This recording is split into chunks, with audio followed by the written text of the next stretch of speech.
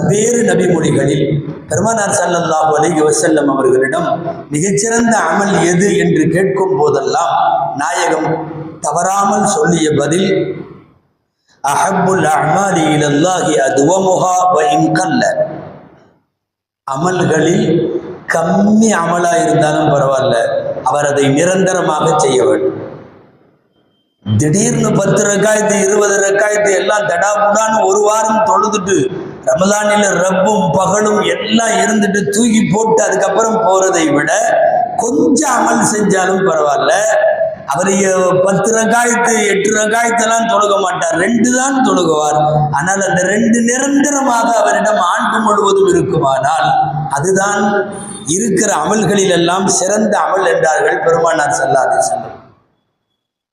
வருடத்தினுடைய 11 மாதங்கள் காலியாய் வைத்துவிட்டு இந்த ஒரு மாதம் மட்டும் செய்கிறோம்.